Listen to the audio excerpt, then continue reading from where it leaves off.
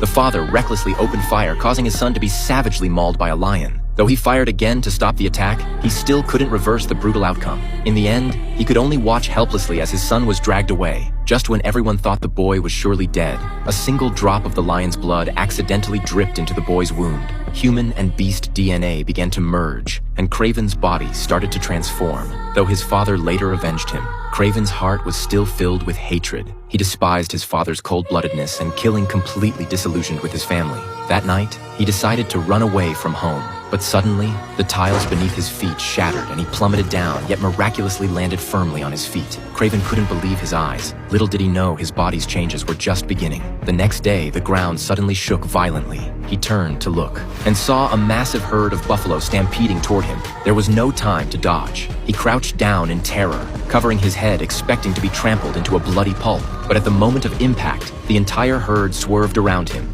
and the alpha buffalo even shielded him with its body. In that moment, Jack seemed to hear its thoughts. That's when he realized he'd not only gained the ability to communicate with animals, but had also awakened superhuman strength. With just a flick of his wrist, he could throw a spear miles away, and his running speed rivaled that of an antelope. As he marveled at this, gunshots suddenly echoed in the distance. He immediately climbed a tree to look and saw a group of hunters slaughtering buffalo. The same buffalo that had just saved him were about to fall into the hunter's trap. Craven's heart tightened and he rushed over to rescue them, but he didn't expect that these hunters were far from ordinary. John ripped the tube from his waist, and in the next second, his skin rapidly hardened, transforming him into a powerful rhino man in the blink of an eye. The battle erupted immediately. Craven charged first, but was knocked to the ground by the rhino man. The gap in strength left him struggling.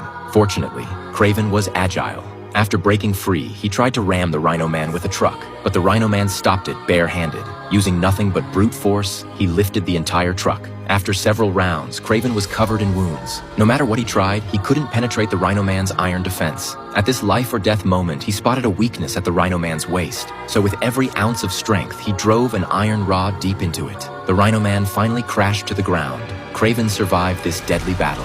From that moment on, he became the protector of the land, safeguarding the beasts and this land for generations to come.